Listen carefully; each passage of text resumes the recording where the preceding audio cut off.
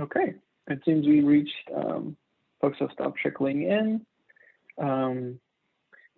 Just do a quick introduction here. Good afternoon, everyone. My name is Lisa Menace again, the Communications Officer with the California Strategic Growth Council. Before we get started, I want to review some housekeeping items with you once more. You're muted and your cameras are off. We will be recording the webinar to make it available to any folks that did not have the opportunity to make it. And if you have any questions, please use the Q&A function at the bottom of your screen. Questions, whether they're technical or for the panelists, it would be best that you use that function so that we can really field them correctly and get those answered for you. That being said, thanks again for joining us. The California Strategic Growth Council is a statewide cabinet-level agency that works to create healthy, thriving, and resilient communities for all. The California Strategic Growth Council coordinates and works collaboratively with public agencies, communities, and stakeholders to achieve sustainability, equity, and economic prosperity and a high quality of life for all. In 2018, the California Strategic Growth Council partnered with the Institute for Local Government to launch the Boost pilot program. This 18-month program was designed to provide holistic technical assistance and capacity building support to help local and regional governments across California meet their climate and equity related goals. Today, we'll be hearing from representatives from 3 of those communities, Arcata, Bakersfield, and Paramount. They will be sharing some of their experiences and takeaways from partaking in the program, and we'll have the opportunity to answer some of your questions. We are also really glad to have here with us today Carly Brown, Assistant Executive Director with the Institute for Local Government, who will also be providing some context to the conversation. She's amazing. She helped lead the Boost program on the ILG side. She worked very closely with a lot of these communities and really contributed to the success of this program. ILG has been amazing partners and very instrumental, like I said, in making the Boost program a success. Their partnership is something that the California Strategic Growth Council is very grateful for and just very proud to be a part of. And we'll be kicking off the conversation with Carly here, giving a brief refresher of what the Boost program is and how it started and all that sort of fun stuff. So I'm going to go ahead and hand the microphone over to her. And Carly, I know you have some slides for us, so just cue Fabiha when you're ready to move on to the next one. Thank you. Fabiha, you can go ahead and cue those up right now. Thank you so much, Louise, and thank you so much to everyone who is here today. My name is Carly Brown, and I'm the Assistant Executive Director of the Institute for Local Government. I'm really excited to be here to provide you just with a short recap of our Boost program. But before we dive into that recap, I do want to tell you a little bit about ILG because I think it might provide some context for the program and just kind of help set a scene of who we are and what we do. So the Institute for Local, go ahead and next slide. The Institute for Local Government is the nonprofit training and education affiliate of the League of California Cities, California State Association of Counties, and the California Special Districts Association. So we have 4 main program areas that include leadership and governance, civics and workforce education, public engagement, sustainable and resilient communities.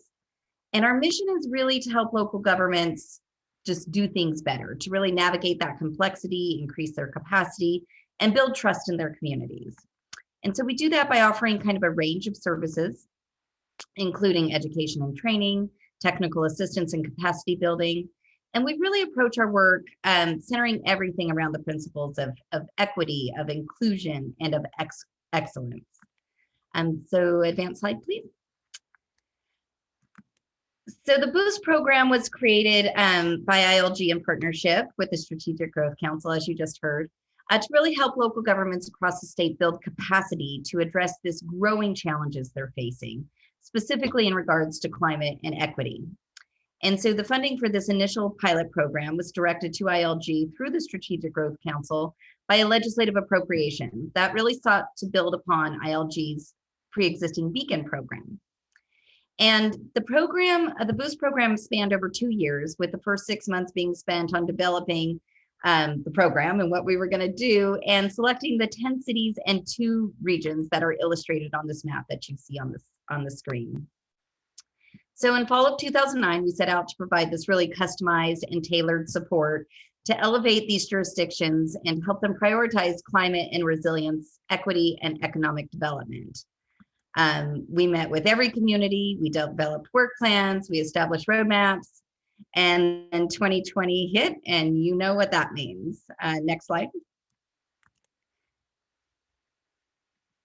You can go ahead and advance the slide. So really all of our plans of this, real authentic face-to-face engagement, coalition building, community events, just kind of fell by the wayside, to be honest with you. And we really had to pivot. So, our plans in some cases clashed with reality, which included, shuttered city halls and a full-scale pandemic. So every single priority we had was kind of reassessed in light of the urgency of the critical services. We had local governments that didn't even have, work at home plans in place. And so we really had to think about how we can add capacity to them without overstraining them and, taking away from the things that they already had to deal with on a day-to-day basis. So we found ourselves in the position of kind of having to modify the Bruce programs to what the needs were at that time. Go ahead and advance the slide, please. And so the slide I showed you at the beginning of the program, kind of really is relevant now because we really had to dig deep into our toolkit. We had to tweak our original plan so we could provide that nimble, flexible capacity building support. So we pulled all the program skills, the resources and expertise we have in leadership, in public engagement, in sustainability, in workforce and civics education to really offer everything from grant writing assistance to partnership development, to community engagement training, and communication support. So we really refined our scope, we tailored our approach, and we met the communities where they were in that moment. We really try to become an extension of their team and help them get projects off the ground and keep those, sustainability, climate, equity projects moving forward when so many other crises were really top of mind. Go ahead and advance the slide. And so recently we released a best practices report that details some of these key learnings. And this slide reflects just a few of those takeaways. So first, we know that addressing equity is vital to planning and for ensuring a more promising and sustainable future. Now more than ever, we know because of the pandemic that must be a priority. For example, Boost, as part of Boost, the city of San Diego modified their approach to resilience and now is being more inclusive and will elevate vulnerable populations that have been underrepresented and disinvested in the past. So next is partnerships. Boost really reinforced how proactive collaboration and partnership development can help build local capacity and renew stakeholder commitment and improve grant applications. And we really learned that local governments cannot do it alone, and really they shouldn't. We had some win-win partnerships throughout the Boost program. In fact, we leveraged those partnerships during the pilot program. We had some amazing grant applications that I think, really benefited communities that have kind of been left out of the process in the past. Next, we learned that authentic community engagement is really key to building that trust. So government works better when the community is at the table with them. And that building that table, extending that table, and inviting the community stakeholders to join and help set the table and create the meal in the discussion and the planning is just a critical step to advancing equity, resilience, and climate action. And last, we learned about flexibility and just how important it is. Our Boost community priorities changed midstream and our plans had to change with them. So the flexible technical assistance was absolutely necessary with programs like this to respond to the rapidly changing needs of these under-resourced communities. And so, we're so grateful to those communities that helped us pivot and come up with some of the really, great outcomes that we did. And I wish I could give you a full download, but I just want to run through a few before we start the discussion. So in the interest of time, I'll just kind of tell you that we were able to train 72 staff members on authentic community engagement to help them facilitate meaningful and inclusive outreach, even after the Boost program ends. We really think we made some strides there. We were able to get funding for or help develop 6 climate action and resiliency plans. 2 of those were funded through the program and others with ILG resources. We helped center equity and resilience. And more than 90% of our boost survey respondents said that they gained more tools and knowledge to incorporate social equity and community engagement into their planning processes and discussion making. So I just kind of wanted to leave you there. We're excited about the opportunity that we had to work with the Strategic Growth Council and all the technical assistance providers for the state CCI programs. I know we worked with 12 different grant programs, 5 different state agencies. And I think we really learned a lot from both our partners at the state and at the local level. And we are just incredibly thankful for this opportunity. So thank you all. And I think we can back to you, Luis. Thank you so much, Carly. And next slide, please. I think that was highlighting a little bit of what Carly was sharing here. And I will remind everyone that this work did culminate in a really excellent report by the ILG team and the Boost team that captures a lot of these best practices and tips and more key interviews with some of the folks that partook in the Boost program. So I would encourage you all to visit the ILG website and check that out, but we'll discuss it a little bit more. With that being said, again, thank you so much, Carly. As Carly mentioned, there is a need to tailor capacity building and technical assistance to a community-specific needs. That's what the Boost program was all about. So I really want to dig into what that meant for our panelist communities. And I will ask the panelists to please introduce themselves, tell us a little bit about their role in their local governments, what role they played with the Boost program, and share a little bit about their city to provide context for the audience. And of course, just lastly, for them to share what are some key challenges that they were hoping to address with the Boost program. So I'd love, Adriana, you can please kick us off here. And next slide, Felicia, please. Sure. Thank you, Luis. Can everyone hear me okay? Okay, good. Good to go. Thank you. Thank you. Thank you for having me today. And thank you to Carly for inviting me as well. My name is Adriana Figueroa, and I am the Public Works Director for the City of Paramount. I have been here now almost 3 years. It will be 3 years in August, but I've been in local government. I spent 16 years in Norwalk and 3 years in Santa Fe Springs, all of this in the Gateway Cities area. So with that, can you go to the next slide? Thank you. And I just wanted to give you a little bit of, got cut off here for a sec. Sorry, let me move this over. Just give you a little bit of information about Paramount. The city of Paramount, we're located in the southeast area of LA County. We are a general law city. We were established in 1957. We're a very small community, 4.8 square miles, but very dense. And so, as you can see, our population ranges between 55 and 56,000 residents. We are considered a disadvantaged community. And we are, based on our last census, 80% Hispanic population, some monolingual, and a lot of our information and our outreach that we put out is always in both English and Spanish. So let's move on to the next slide.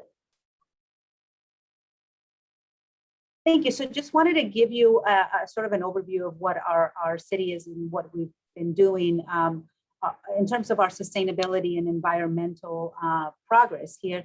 We've developed our ParamountEnvironment.org, which is a dedicated webpage for the city of Paramount that outlines all of our environmental programs. We have been part of ILG's Beacon program for now 3 consecutive years, and hoping and crossing my fingers for another year. We've had 3 City USA designation now 3 years in a row. We have been able to install EV charging stations. We have Grid Alternatives, which is a partner for us that provides solar initiative programs for our community, primarily for our residential side.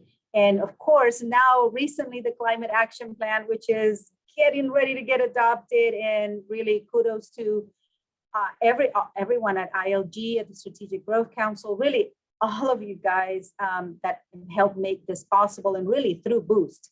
Otherwise, it would not have happened. So next slide, I just kind of wanted to show you, I'll talk a little bit more on the question and answer section, but next slide, please.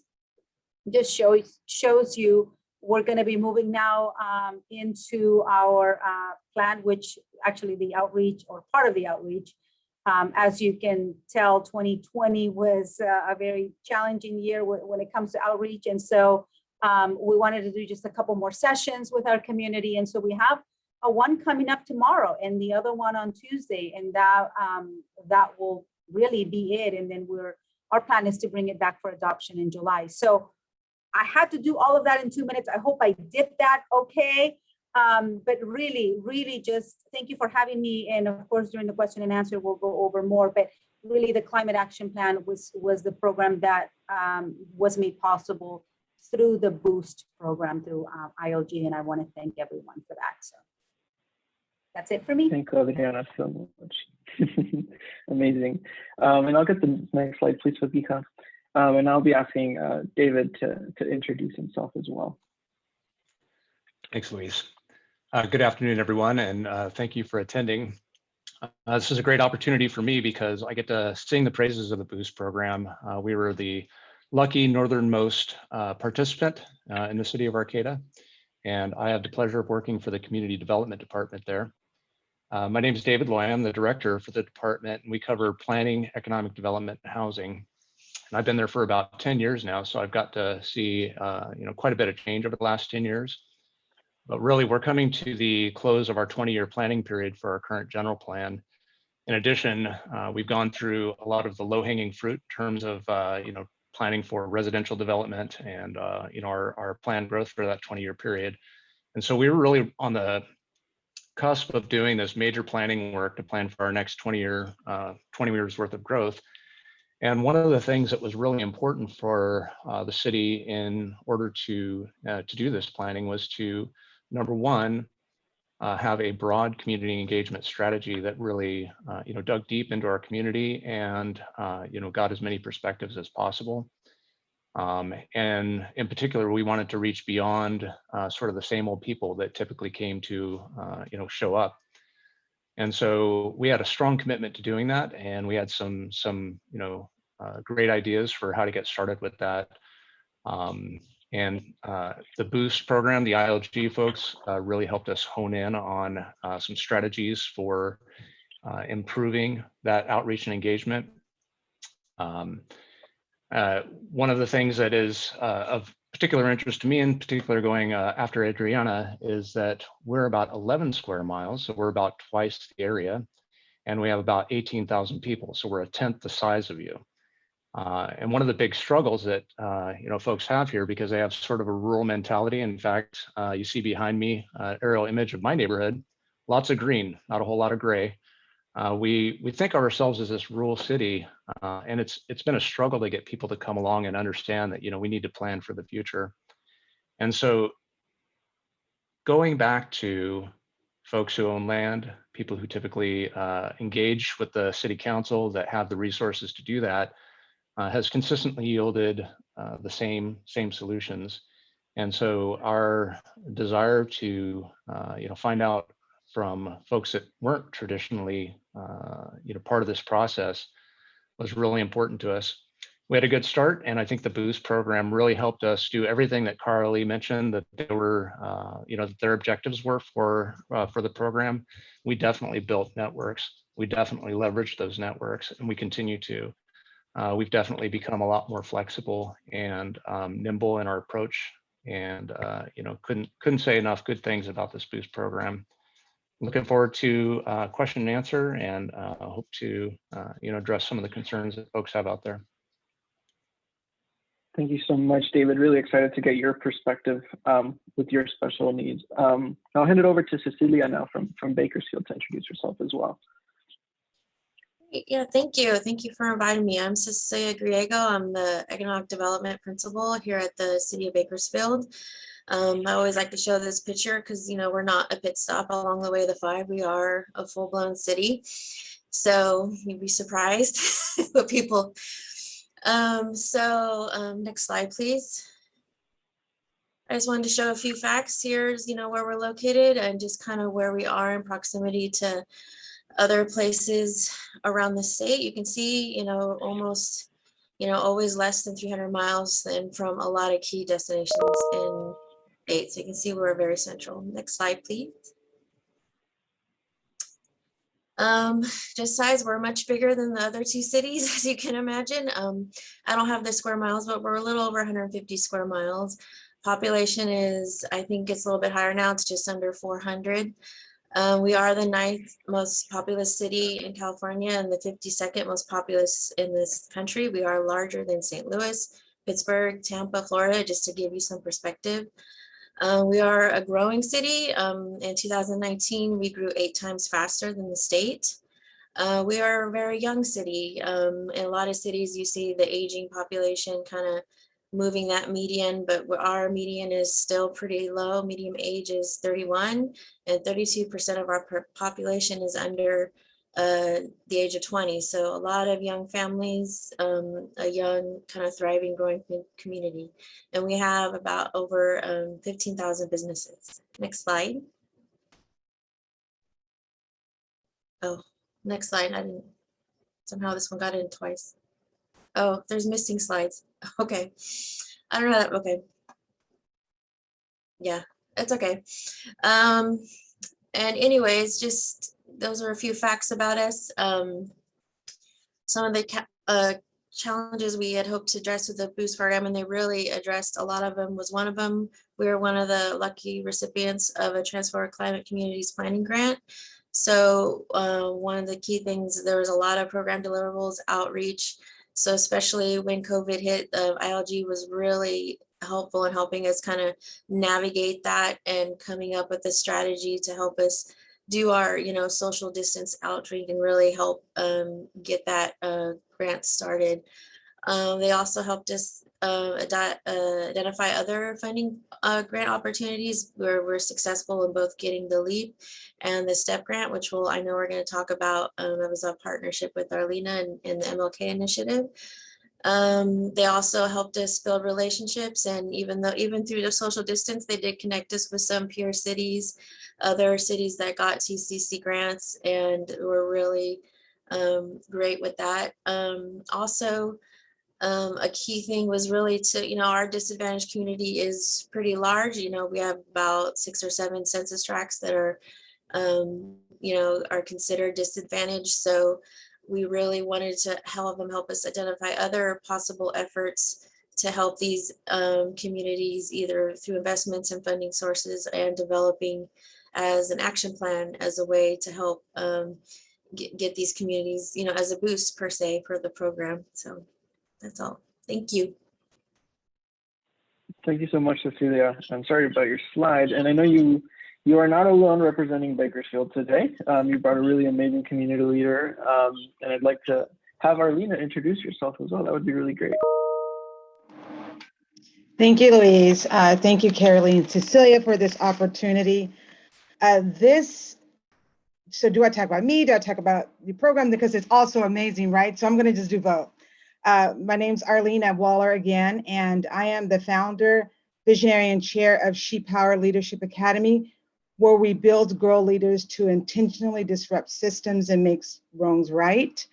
And also the founder and chair of the MLK Community Initiative, where we work to serve and close a gap dealing with the 25 disparities under economic development. So it's from one extreme to the other. I love you, and then I'm going to come and get you. So it's just been really interesting in this space with Boost, really working in the southeast area of Bakersfield, which is an underserved, under opportunity, double-digit unemployed, food desert security, where gang violence is very prevalent, where family don't really have homes, where education is an issue. We're talking about disparity after disparity. So when this opportunity came, it only made sense because everything that we were working for and working with in our community, it spoke to. In Bakersfield, in the southeast area, this community in which we're working to rebound hadn't really had any real movement in 30 years. We're talking about no real transportation out in the area. And so how do you really revive a community without transportation? And really working with the Boost and the city of Bakersfield, we were able to discover a lot of things that we knew, but it was able to organize it and make sense, and to be able to explain this to the community and really work to help them become advocates for themselves, even through COVID. which was interesting. And so it was exciting. Carolee was very instrumental in giving us a lot of really great ideas that we hadn't thought about. And Cecilia was instrumental in really giving us the support to really be present and be the voice for our community through this process. And so we were able to bring both organizations together and really hear our community. We really leveraged storytelling and to really bring about change. And that's kind of what we do here in Bakersfield is, we try and be present, not just complaining, but coming with a solution. And so we were able to work collaboratively through this process. And we believe that this is a phenomenal opportunity and a phenomenal chance to bring real change to Bakersfield in a way that, quite frankly, it has not happened. So I'm here, they call me an organizer, an advocate, a leader, but I'm here as this mom to Kadar and Bentley and fighting for change for our community with myself and the Mom Squad. Thank you so much, Arlena. We're really excited to have you and all the panelists here. And with that being said, Felicia, if you can please take down the slides, that would be great. We're going to take the opportunity to really dive into each community a little bit more to understand what they've been working on and how Boost has been supporting them. And we'll go ahead and kick it off with David from Arcata here. David, you came into the Boost program with some important goals around increasing housing in the city and bringing in new stakeholders into the process, like you mentioned during your introduction. Can you tell us how Boost really plugged into that process and what were the early actions? Yeah, sure, I'd be happy to. First, I want to say that, anytime there's a new program or, a new process or a new grant, you constantly have to assess, well, do I have the capacity? And when we were first reached out by Carly about the Boost program, I could tell you we were losing staff, positions were being frozen, our capacity was really limited. And so we approached this with a little bit of caution initially.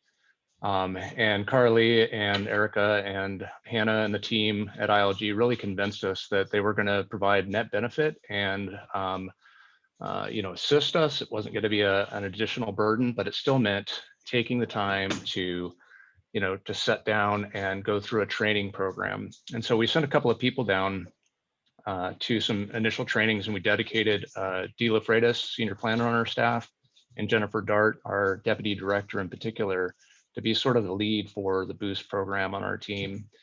And as the early sort of engagement with Boost evolved, I'll be perfectly frank, I was a little skeptical, thinking that, I'm sending folks down to do this work that isn't, necessarily the direct objective, but very cautious, optimistic at the same time that if we were able to leverage the lessons that we were going to learn in the Boost program, that we'd surpass the goals that we had for our community engagement and really be able to hone that.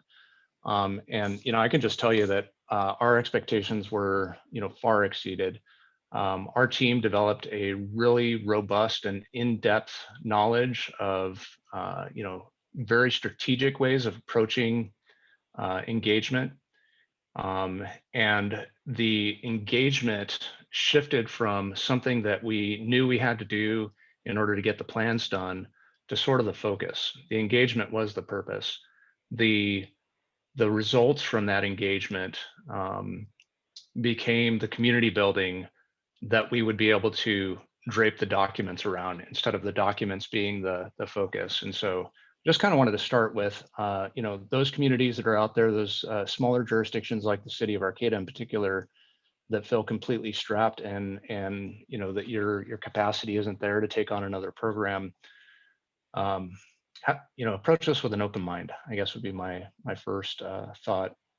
So the city of Arcata is really looking at, as I mentioned earlier, this 20-year plan for growth. And, that's, right now we're basically tapped out on our development potential. We wanted to approach our future development in a way that, that didn't just look at the planning, but looked at the people. We had a strong commitment to equity in our community. And a strong commitment to, as I mentioned earlier, involving the entire community. And I think what we learned from the Boost program on the engagement front was really a lot around, developing the relationships and the respect and rapport with the community. So we weren't going to them, we were being with them. And I kind of want to, refer back to what Arlena said, is that,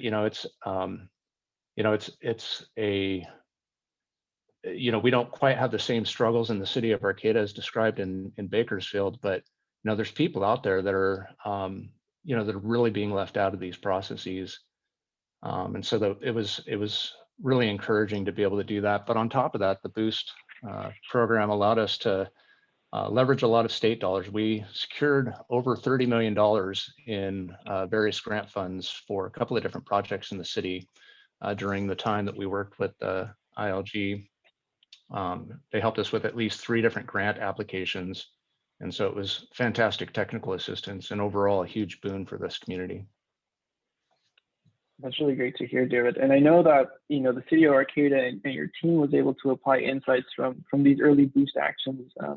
And you partnered with the Yurok Indian Housing Authority to successfully apply for a grant through SGC's Affordable Housing and Sustainable Communities program. Can you tell us a little bit about that partnership and that project and how the support from Boost came through to make that happen?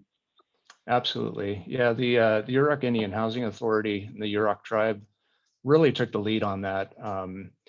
And they're the ones that deserve all the praise for bringing that grant forward and, doing an important infill project. So I just want to start by acknowledging, the Yurok did the heavy lifting and the city of Arcata really played a support role. And Boost made the connection for us. I mean, they really did, bring the people together. So that was an important network connection. That's another facet of what was important about the relationship with Boost. The Yurok Indian Housing Authority project was a win-win-win. We had a vacant infill project that it was approved in 2007, and no one has been able to get it off the ground. It's just too costly or too many hurdles, et cetera, et cetera. And Nicole Sager with the Yurok Indian Housing Authority, came forward and said, "Hey, we want to do this project. We're applying for these grant funds."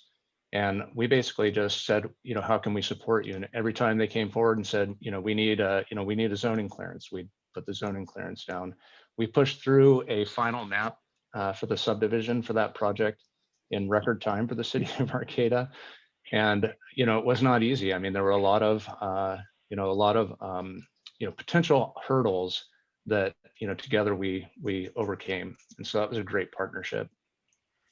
And if I could just jump in and add one thing is, the Yurok tribe was getting technical assistance from Cal Rural Housing through Strategic Growth Council's technical assistance program. Through the Boost program, we worked with those existing technical assistance programs. So we didn't provide actual technical assistance for that housing development application necessarily. We did review the application. We figured out where the gaps were and then went back to David and said, "Hey, I think you have climate resilience information. I think we can give it to them." So it was really a team effort. And while the process was amazing, I think almost more amazing was afterwards celebrating it and kind of doing the publicity around it, and really how it just really solidified the relationship between the tribe and the city. I mean, I think the project certainly will do that as well. I think it provides a literal bridge to the Yurok tribe to city amenities and facilities. But I think the relationships that were formed both during the process and then after, and probably through the implementation, is the huge takeaway there for sure. It absolutely is. And I'll just mention that we're already talking about our next collaboration with the Yurok. That's amazing. Well, thank you so much, David and Carly, for providing insight as to why partnerships and engagement, were such a crucial component of the Boost program. We also have 2 amazing community leaders, like we mentioned, from Bakersfield, whose partnership generated great work and outcomes for their community. So I'd like to take it over to Cecilia. When you came into the Boost program, the city of Bakersfield was looking at a lot of different priorities related to climate, sustainability, community planning, engagement. How did the early days of the Boost partnership really help you grapple with these and really figure out your path? Well, one of the things that we kind of an early priority for us that would really kind of, I know we did have a lot, but one of the early ones was our TCC planning grant, because it's something we were already received and we knew we needed help to make that successful. So ILG really, especially the community outreach we wanted to do. So, and then, you know, we were all working on that. And then like Carly said, COVID hit and we had to redirect, but they were really instrumental in helping with that redirection.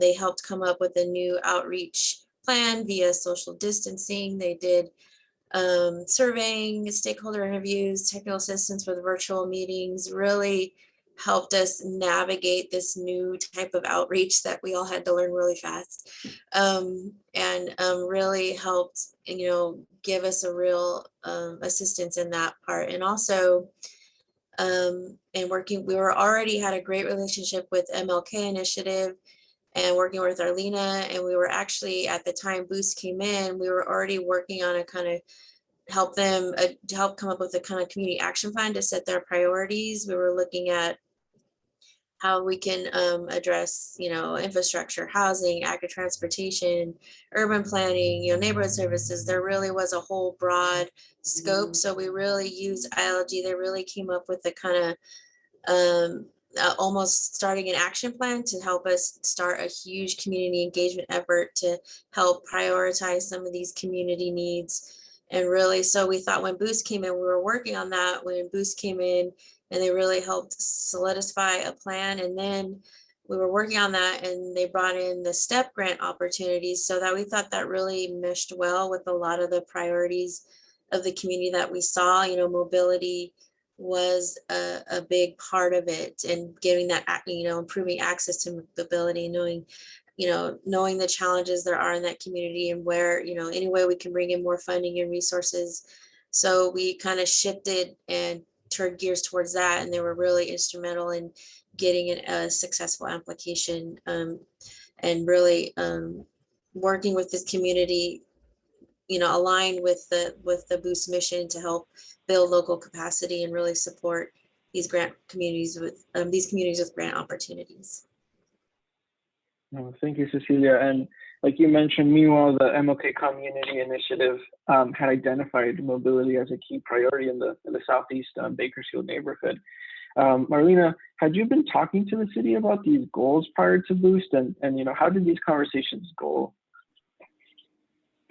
Well, again, there are so many disparities in this area. As Cecilia said, we were kind of trying to figure out where our priorities were.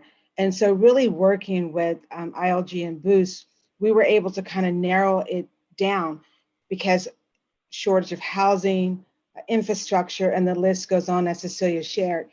If mobility is not in place, if transportation is not in place, all these things are not going to be as effective and rebound in this community.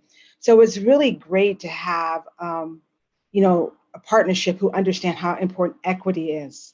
That was critically important, I think, in this process, because a lot of times, you know, the government is so busy with all the massive things that they need to do that a small CBO or a small community sometimes does not get included. They're not included in the processes in which they need to be.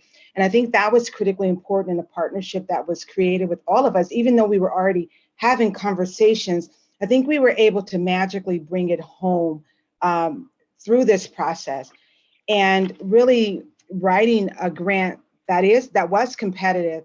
Having that tech support was just critically important for our organization, because the city really allowed us to take a lead in a way that personally I had never witnessed before. And I think that's critically important, that the cities, you know, that are on the line understand those small CBOs are on the ground doing this engagement every single day, but not having necessarily maybe the sophistication of a tech support access, or even where the resources are. And bringing that partnership together serves all communities well. Yeah, if I could just jump in really quick. We had a lot of our partners that wanted to do the Boost grant, go after the Boost, or I'm sorry, the STEP funding. It's an amazing program, I think, and really innovative. we had to figure out who would be most competitive for it, because what we've learned through, as David referenced earlier, is telling communities what to go for is, or what not to go for is equally as important as telling them what to go for. So, these grant applications take a ton of time, a ton of effort, a ton of capacity. And as Arlena pointed out earlier, she's a mom, and the folks that she was working with were mom. And when COVID hit, guess what moms were doing? They were at home teaching their kids and trying to get them to do virtual learning. So there was just gaps there where there was a will, there just sometimes wasn't a way or enough time in the day to get it done.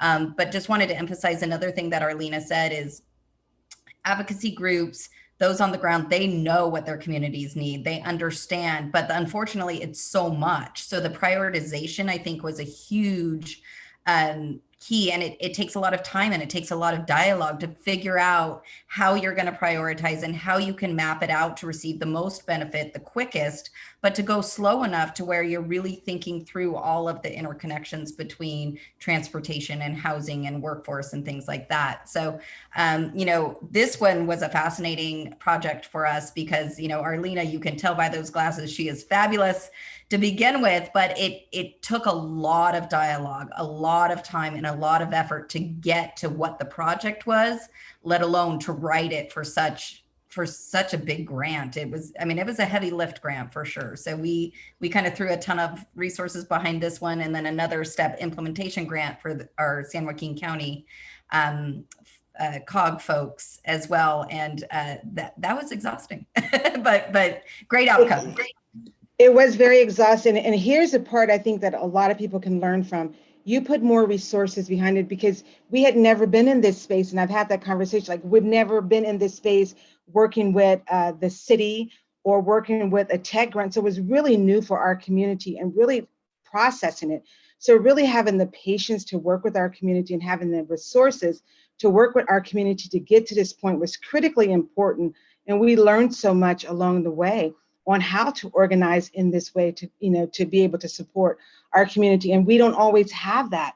So that was like crazy, mad crazy, right? I'm like, who are these women on the other side of the Zoom? They're so amazing. But really that happened because I think that our city heard us in a way that I don't know if they've ever heard us before. And I don't know if that's because of Boost or if it's because of equity and social justice era, or if there's just been a turn in the city. But that was really critically important, allowing us to work through all we needed to work through to get to where we got to was just amazing.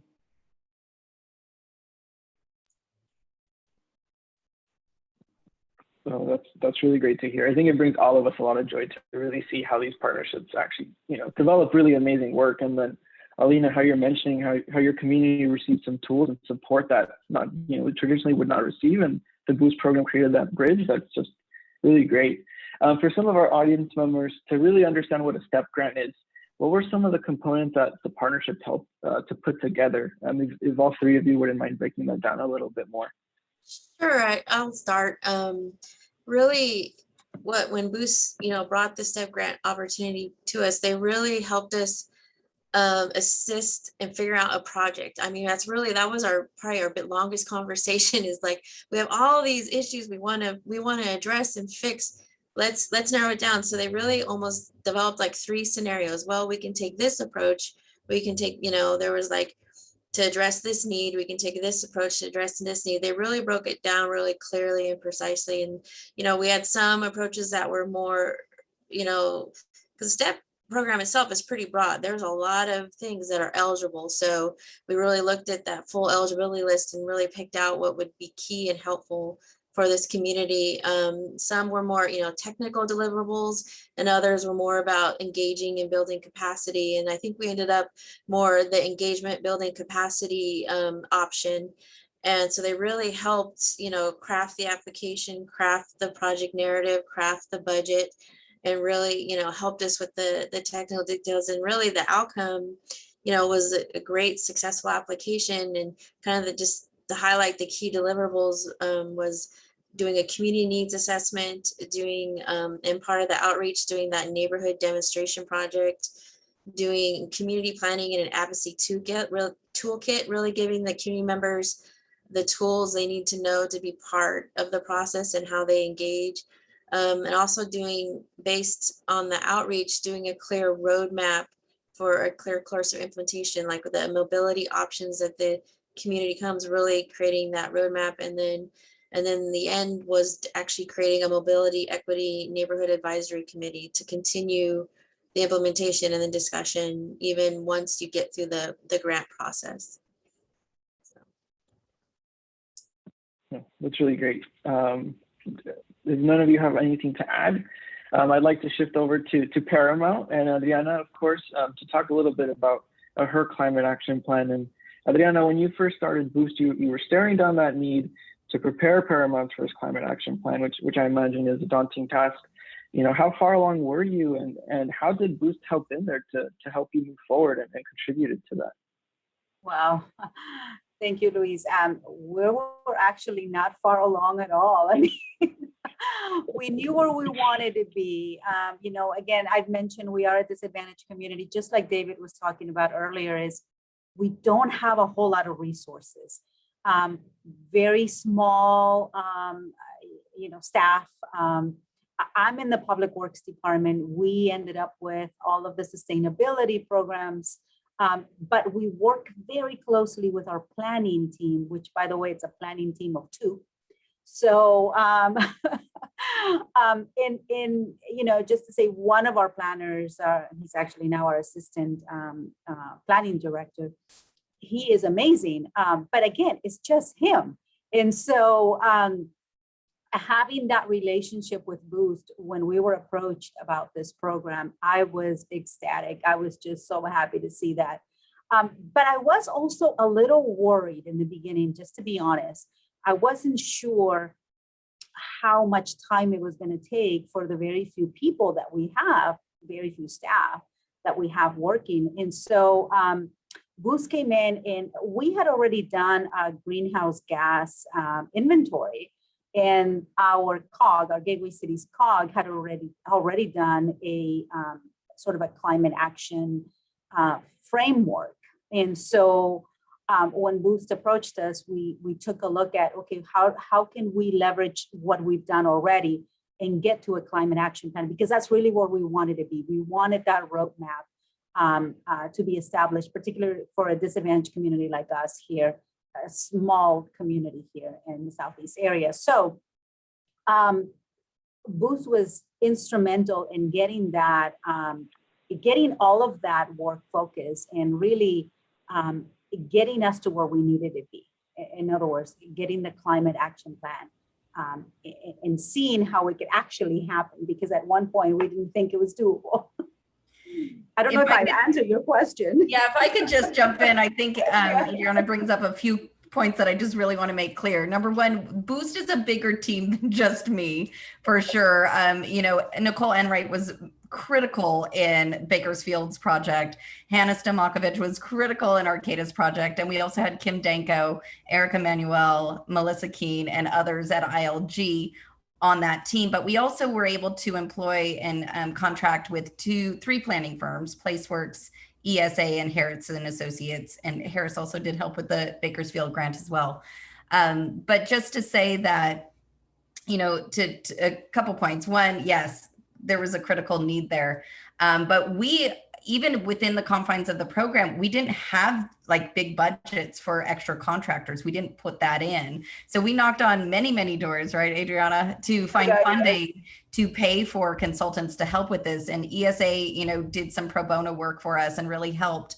And we were also able to leverage another state program, the LEAP grant, to add the resilience component to the city's climate action and resilience plan as well. So I think that addressed a lot of their equity issues and a lot of the public engagement feedback that we heard back that we probably wouldn't be able to include in a more typical climate action plan. So just wanted to point out there's a lot of resources and a lot of the behind the scenes that may not be represented here on the call. Right. And then, but to that point though, Carolee, you bring up something that's critically important. The whole Boost program was about developing those relationships and in seeking out those resources that we didn't know existed. And so I think putting all of that together in a one-stop shop was so critical for a community like ours. So thank you for that. I'd second that. No, that's really great. Go for it, dude. Yeah. I was just saying, I second that. We had the exact same experience in Arcata.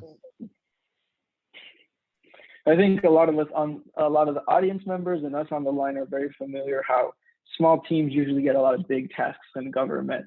But I think the Boost program is a great reminder that a lot of those challenges are being faced across the state, and a lot of us have those common issues. And the Boost program has done a really great job unifying that and helping each other out. So really exciting to also hear that Carly thought outside the box, or at least the Boost team did, and found some additional resources for you, Adriana. But I can imagine that, putting together a climate action plan, it takes a community. So do you have any important insights, that the stakeholder process brought, through Boost, at least provided you with? Did anything surprise you? How did you apply this information, into your climate action plan? Yeah, actually, it's interesting. I think Carolee brought this up earlier in the presentation was, we were getting ready to do all this outreach, right? All of our events we were going to promote, and COVID hit, and it just completely stopped everything. It switched, everything that we were going to do was no longer doable. And so we had to pivot and really come up with a completely different plan, which is really what our Boost team really put together. And the focus interviews, I think, played a key role in moving this forward. And so I think, if anything, that takeaway, what I've learned from that is that focus interviews really do work. And it really helped with getting that information out there to the community, really hitting the stakeholders within our community that were very vocal to understand what this was all about. And again, thank you for the program, because that really did allow us to do all of that focus outreach. Yeah, I think we realized, we were definitely planning around big events and these great community fairs and meet people where they are type of public engagement. But, in a virtual world, especially when people were dealing with a pandemic and real issues, they were losing their job, they were trying to keep food on the table. Having a conversation about climate was a little hard.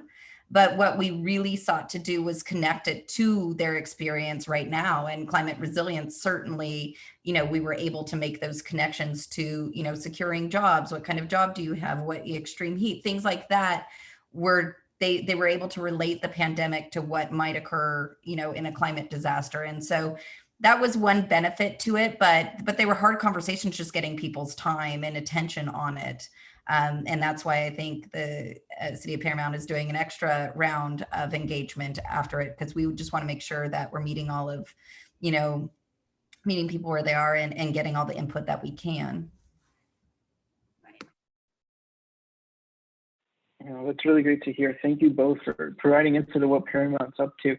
And I will have a few general questions for all the panelists. I'd love to have a discussion with you all about, we can kick it off with sort of what has been on all of our minds the last several months. Boost started shortly before the COVID-19 pandemic, and I know some of you have shared a little bit of how that shifted your work, but we'd love to hear a little bit more. How did Boost support your city in adapting in light of the pandemic, either shifting priorities or adapting your projects? So I'd love to hear a little bit either from all of you or have a conversation with you all about that. Well, I guess since my mic is on, I can go on, right? We talked a little bit about this, right? Obviously, the outreach in the interviews were key, and we were able to do this even throughout the pandemic when it just started. But I think just having that technical expertise available to us has been a tremendous amount. It's been a huge resource for a small city like Paramount. And when COVID hit, a lot of us had to resort to working maybe a couple of days a week from home, especially in the very beginning of the pandemic. Later on, it's just morphed. But having that technical expertise that we don't have within our staff has been incredible. I don't know if Boost has the ability to extend the program for an additional, 10 years. That would be great. But I'm going to say for Paramount, just having that technical expertise has really helped us because of all the work that was happening throughout the pandemic. They were there. They never stopped. They were there any time of the day. They were there to answer any of our questions. And if anything, I guess because working from home, and I don't know if maybe that's just how they are quickly to respond to all of our questions that arose during that time. So I don't know if the pandemic helped or if it hindered, but I think they were there always. So yeah. I'll echo the same things. I mean, yeah, they really given, kind of like I said before, we had to transition our whole outreach plan for our TCC. So they really helped us come up with a new outreach strategy for that project. Since that was one that we were kind of actively implementing, and really, yeah, we were there, very responsive, and we're, provided really a whole, anything we need, with from survey questions to interview questions to, helping us navigate Zoom. It just really helped us a lot. Okay. Go ahead. Well, I think for us, being in the community where it's a hard to count or hard to reach community, just your traditional Zoom was not going to work because we weren't going to be, a lot of, these residents may not have internet access. There were already the issue of trusting the government. So we're bringing them as our partner. So we had a lot that we needed to navigate through. And what I really liked about Boost is they, being in that equity space and being in that partnership space, as an expert already, they were able to really give us ideas and tools that spoke to the voice and heart of the community in which we were working with, and really be authentic in that space of engaging with them. Because we've been on the front line during COVID, like we never shut down because this community needs us. Like we do hot meals every week, we do food giveaways every week. So we've given like over 1.5 million pounds of food during the pandemic. So we've been out there. And whereas like Cecilia, they have different guidelines in which they have to, kind of go by during the pandemic. So they were able to really kind of take what Cecilia could do and what we could do and really find this beautiful mix that allowed us to engage in the community both ways. I mean, a lot of the engagement ideas were new. They were really instrumental in reaching the stakeholders with a voice that spoke like a community member and not like an outsider or like the government. So it was just like, that was important, I think, for our community and for our processes during the pandemic, is to be as authentic as possible, but to be within whatever guidelines were set for Cecilia or for myself. Our organization. So that was really unique for us during the pandemic as it relates to engagement. Yeah, to put an exclamation point on what Arlena said is, it was a wild ride. Our contact in Salinas, they did not have a work at home policy in place for his classification. So he literally went dark for 4 weeks. We could not speak to him. We could not see him. He did not communicate in any which way, shape, or form to us. So we worked through the community, and thank God we developed those partnerships early on in the initiative, because we wrote a grant with one of the community members that would benefit, that we knew was in line with city planning and that the city would implement.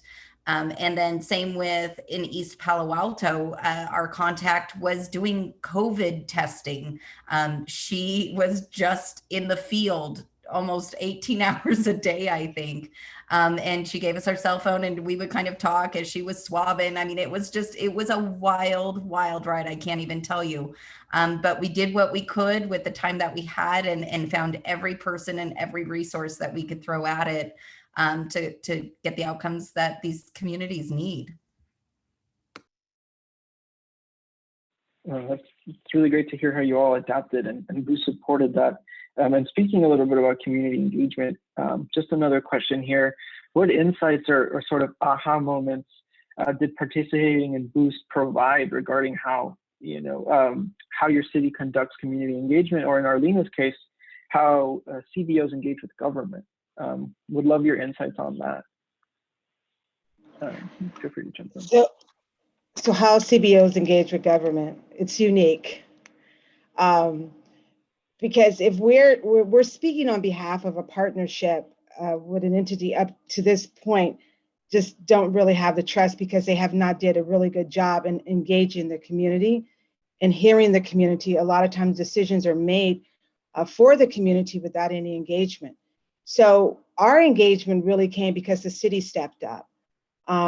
We had Nina who came to our meetings every month before COVID hit and was super engaged. She brought the city resources and she had the blessings of the entire department there, where she would come and bring resources that we didn't even know was possible, helped us plan, helped us look at things, helped us understand processes. So because the cities took the first step to engage with a CBO, that made our ability to communicate with them easier. We were able to make a lot of asks, whether they made sense or not. And then we had the city take time and explain processes. They were consistently sending resources. They really saw us as a partner, and we really saw them as a partner. And I think that was a unique space that happened before COVID. And so it was able to go on through COVID.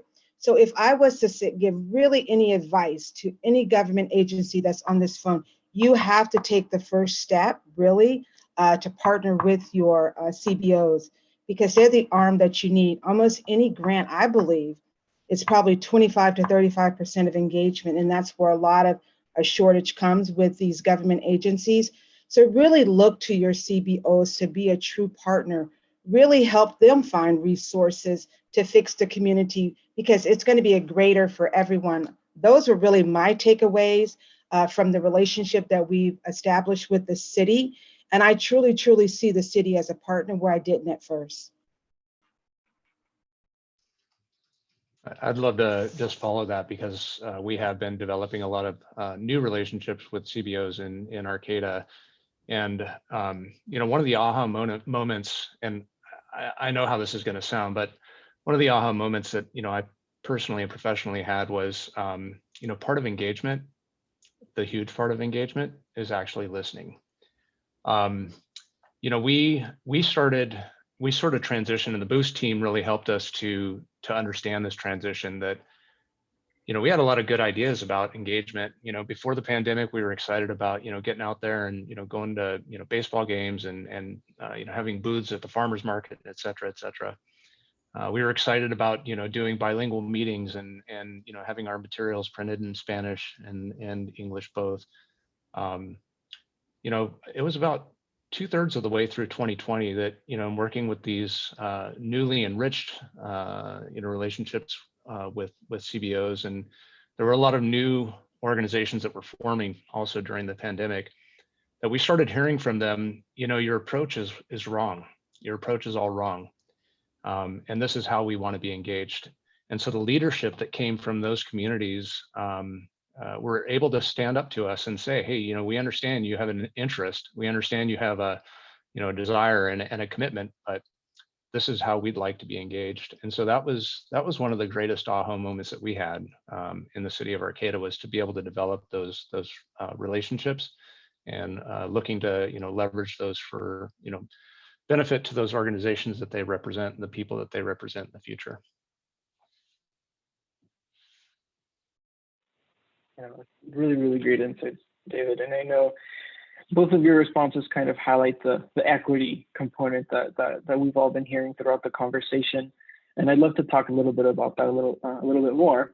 How is your community engaging with questions about equity at the start of Boost? And can you talk about any shifts you experienced along these lines, by participating in the Boost program? I think this kind of is really kind of about timing, because the Boost came along right. Interesting time in our history, I have to say. Just so much hit us. So almost like, I think cities were in their, traditional way of doing things and traditional modes of outreach and everything. And I think, it's kind of like, I see it as one of the benefits of this, difficult year, but I think so many positives came out of it too. I think more people are coming to the table, which is awesome. To have a successful public process, you need people at the table.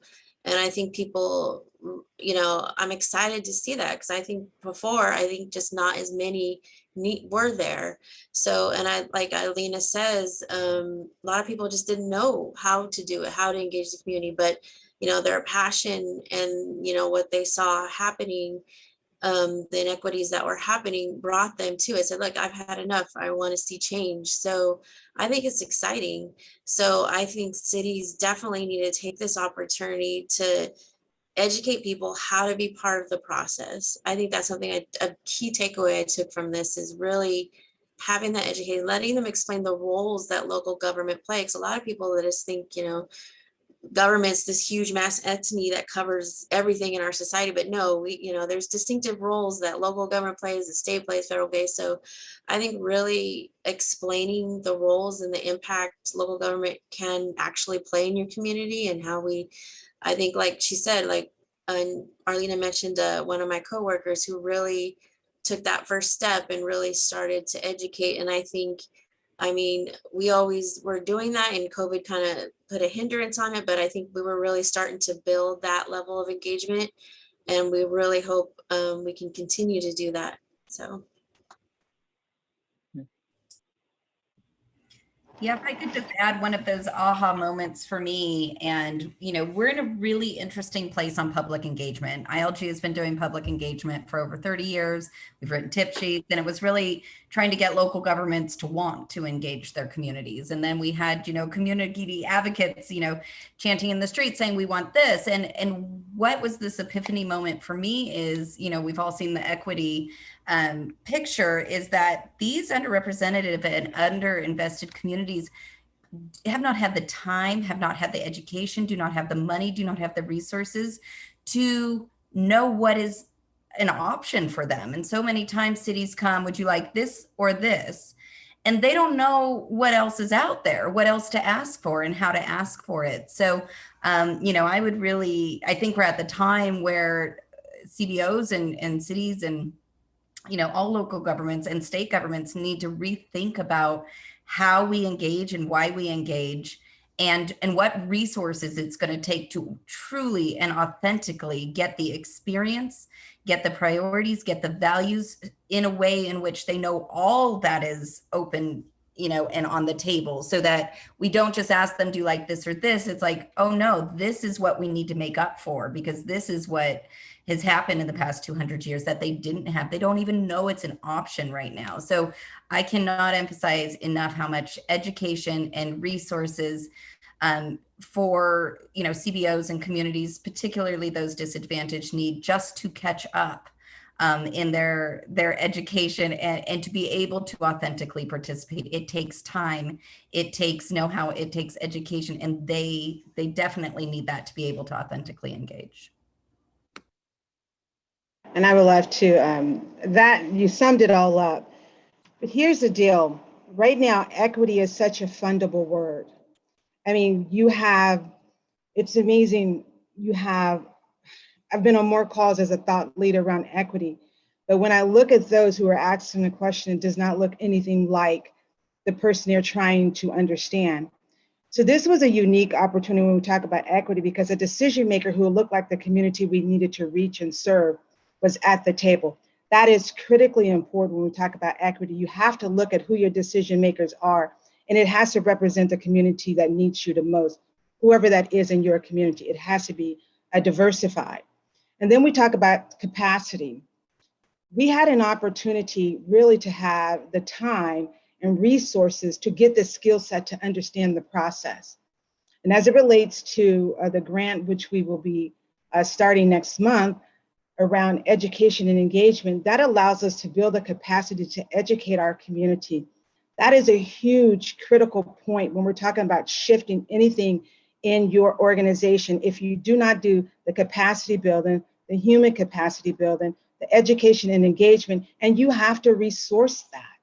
You cannot expect small CBOs to come partner with you and do all this work for free, and then it just doesn't work because they don't have the capacity to do that. As much as they may want to, I cannot say, let's put 20 canvassers on the street for 3-4 months educating a community. It's just not realistic. And so you have to really be realistic in your foundational planning So really with the capacity and the equity, this was unique because I was at the table making decisions on behalf of the community in which I represent and which the community that I serve every single week. That's not always the case. And so that's critically important. And that happened in this process. And then on both sides, we had expertise that came to the table, as Carolee said, that we did not have.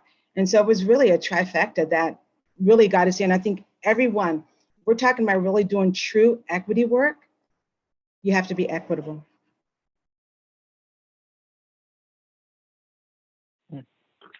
That's really great. It's a really great segue onto our next one. And thank you, Arlena. That's a really great thing for a lot of folks that are in the audience to hear as well. And I think that'll be very beneficial.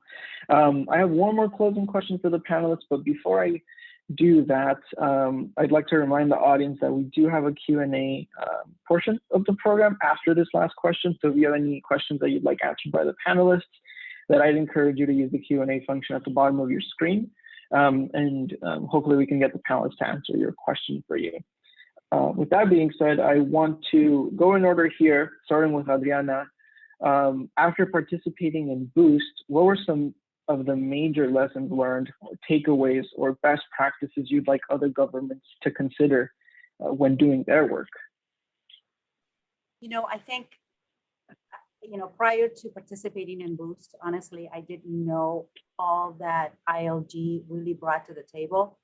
And I mentioned this before, they are a wealth of information. And if they don't have the information, they will find it for you. And so I think if there's any takeaway, at least for me, and if any other cities out there listening, if you want to do a sustainability program, if you want to do whatever that may be, and you don't know where to start, just reach out to them. They are willing to listen to you. They will provide the resources. If it's not directly through them, they will point you in the right direction. And I think that was a key takeaway really of the Boost, because it really connected a lot of different technical expertise that were out there that we did not know existed. And even when it comes to grants, we're sometimes afraid to tackle grants because, well, for one, we don't have the resources to go after them. And number two, we don't quite understand the requirements that they're asking. But, the program really helped and facilitated that, really breaking that down and getting us to understand what the need or what that particular grantor may be requiring of us. Again, it's more of a one-stop shop for smaller agencies, really, in providing that technical expertise. At least that was my takeaway. Thank you so much, Adriana. David, I'd love to hear your thoughts. Yeah, I think the biggest takeaway was really that the engagement, the network, the building networks and building relationships, that really is the important work. I love the fact that Arlena is on the call from a CBO here, that giving that perspective, because it's important for jurisdictions to build those relationships and to leverage the CBOs. And I think, to her point, we need to be creative in ways that we can assist with funding those CBOs to do that work. The governments are always going to be limited in their capacity. I know that our team is really good at getting grants. In fact, we have a great grant writing team. We can get a grant, and now what we're looking to do is to then partner those grants, write the CBOs in as a subrecipient to those grants, so that we're not worried about doing the work. We can manage the grant side, and then the CBOs can help do the work, the important work that they know what needs to be done. So, I guess, key takeaway, look at that networking, look at that relationship building as a key part of the work, not just something that you have to check off, and find creative ways to actually work with your stakeholders. Amen. Thank you, David. Cecilia, I'd like to turn it over to you. You'd like to provide some insight too. Sure. My comments are very similar to David's, really. Kind of key lessons I would share would be, before you start any community engagement effort, really develop a clear plan of action and really think about what outcomes you want. I mean, it really helps that's one of the things that Boost program really helped us is think about, okay, what really do you want to come out of it? What problems do you need solved? What projects do you need identified? And really think about that before you even, start your engagement. Really have a strong plan of action. And another one is kind of know your doers. Arlena is one of our awesome doers in our community, and we building those relationships with those doers, people who bring resources to the table, who can help expand the capacity. Like David said, or we're limited in our capacity, but we can provide that support either through grants or any way we can. But use your CBOs to really spread the word, engage the community, educate the community. I mean, there's a great role they play, and really support them and give them what they need to bring people to the table. Yeah, exclamation on Thank you. point on that. I think local government so much just keep asking from CBOs. I think to approach every project, every interaction, quite frankly, of what can I give, just as more as what can I get from them as well. They do need a lot. And of course, Arlena, would you like to share some thoughts as well? Of course, I love to share. I think my key takeaway that I would encourage others is to be willing to color outside the line. And that's kind of what we did in this space. I know a lot of times government has a lot of laws and rules and regulations that they need to stay within. But I think that, through our partnership with Boost, Cecilia was willing to color outside the lines and really stretch what even I think she was capable of doing, and look for ways. She really looked for ways to serve the community. And I believe that ILG gave us a lot of tools and resources and ideas where we were able to color outside the lines and stretch ourselves. So just be willing to do that. And I think that is just foundational in having a successful program or implementation of a plan. Thank you, Arlena. I think we all really appreciate your perspectives, and everyone's really. Carly, I also would like to offer you an opportunity to share if you have any, great takeaways. I just really want to thank everyone for their trust in us to allow us to do the project. I have a fabulous team behind me. I've mentioned their names earlier on this call, but this would not be possible without their sleepless nights, hard weekends, those type of sacrifices that they made, because they all had their own things going on during COVID too. So congratulations to the team. Thank you. Thank you to the Strategic Growth Council. Ina Lupien was a amazing partner, just standing next to us at all times, ready to chime in, but not overbearing.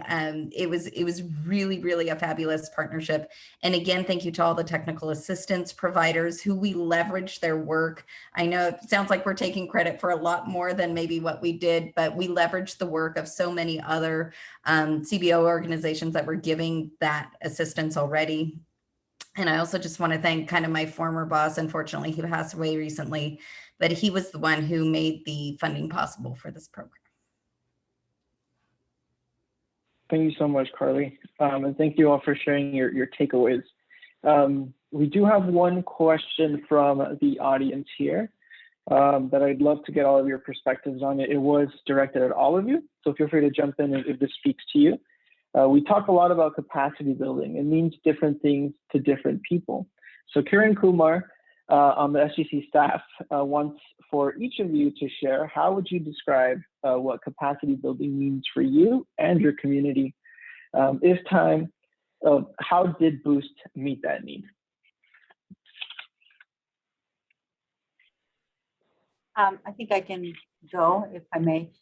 Capacity building, I think for us, for a small community like Paramount, and I mentioned this before, we don't have a whole lot of staff. And even the staff that we have, we handle a million different things, whether it's transportation or water or stormwater, so many different facets, even recycling and solid waste. We don't have the technical expertise, and that capacity building that Boost brought to the table was exactly that. It was that expertise that guided us towards getting that climate action plan. You talk about climate action plan. Okay, it's a big document. Where do you even start? I mean, what do you do? What's involved in it? We've never done this before, by the way. So, and even if we have, the people who may have done it were long gone. So we didn't have that technical expertise that was very much needed. And that's, to us, that was a capacity building. And of course, even when we talked a little bit about the community engagement, that was also capacity for us because we didn't have those resources to be able to do that. All of those interviews that the Boost team was able to do. So yeah, that was basically what it meant for us, at least for Paramount. Mine is kind of very similar to me. Capacity building is building that getting that human capital that you need. A lot of times cities can't do that internally. So you really rely on, outside experts in a lot of ways to really make things happen. And to me, it's, people are the best things that are the ones that make it happen more than anything. So I think just that having that extra human capital is a huge support.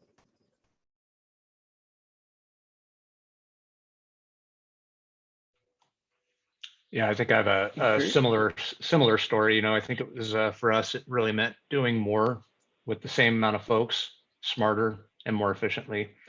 And I'd say that the Boost program really did help us rise to that occasion.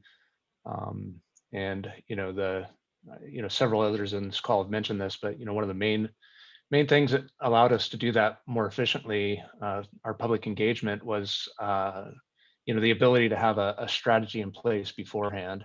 We had a lot of good ideas for doing engagement, but strategizing is a really important piece to that we didn't necessarily have. In addition, the Boost team helped us with several grant applications, and just that technical expertise they brought to the table was kind of an extension of staff in a way. And I'm going to second Adriana's suggestion that we get this technical assistance for the next 10 years. Was it 10 years? 10 years.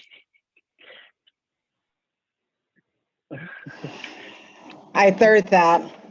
Capacity building, as far as what this process means, it was really a lot of times CBOs were passionate, right? And so we're in this space and we have so much we want to do, but capacity building was really the support to be able to get the skills we needed to streamline an application that ultimately allowed us to win what we went after, to organize our thoughts, to bring resources to the table that we needed. Capacity building is really, in this process, is about biting the apple one bite at a time, and being allowed to have that support that allowed you to do that. And that's what happened. That tech grant was just critically important. There's no way Cecilia would have been able to give us the resources out of her department to complete this application. And there's no way we would have been able to finish that sophisticated application on our own. So that capacity building to really have the skill set to do that as a team was a game changer for our community. And not only just win, but in just believing and learning how to think about the next application. We're not there to do it yet, but we're definitely thinking about it. So that's kind of what capacity building meant to us during this process. Yeah, I'll just add that we really approached it as, what are local governments? What keeps falling off of the plate? Local governments are so reactionary. They have to deal with one fire after another, literally in many cases. And so what we said is, what are those things that you need to do, that the city really is important, and climate and equity and economic development that you need to do that keeps falling off your plate? And where do we need to change things so that we can make sure that that's a priority? And so a lot of it was process improvement, a lot of it was organization, a lot of it was education, to figuring out what needs to happen on an ongoing basis so they can continue. So we weren't just a resource in a moment of time, but that so they can learn a different way to free up or to organize or prioritize so that they can continue to work on those things. And I think the other thing is really kind of providing key pieces of, grants, things that can be repetitively used on other grants, a process of how to think about public engagement or how to strategize about things so that they can keep going into that toolkit even well after we're gone. In spite, apparently we're staying for 10 years with all these guys. But, you know, capacity is that they're going to be good and they're going to be able to continue this work when we're gone. Thank you so much, Carly. And I think that's a great close to this great conversation. And you really summed up a lot of that. I just want to thank all the viewers for tuning in and carving a little bit of time out of their busy day to join the discussion. I also wanted to thank Carly so much for her partnership and the Boost team. Adriana, David, Arliana, and Cecilia, you are all phenomenal and you're doing amazing work on the ground. And we're so happy to hear that the Boost program was resourceful and helpful for you. And I just want to thank you for joining us and providing us some really valuable insights. And lastly, I just want to thank the SGC and ILG teams for making this panel possible and working behind the scenes. Thank you so much, Felicia, our webinar lead. She's amazing. And I would encourage you all, lastly, this work all culminated in a really amazing report that I had the pleasure of reading last night very heavily. So I would encourage you all to check that out and have more insights from the rest of the Boost communities. And of course, reach out for any information. Ina is really amazing on our team. She leads the Boost program from our side of things. And we will be following up with an email to all the attendees with the recording of the webinar, that Boost report, and of course, any additional contact information you might need. So thank you so much. I hope you have a great afternoon and have a good rest of your week.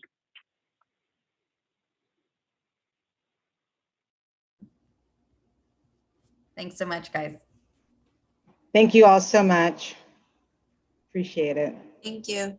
Good to see you, Arlena. Good to see you as well.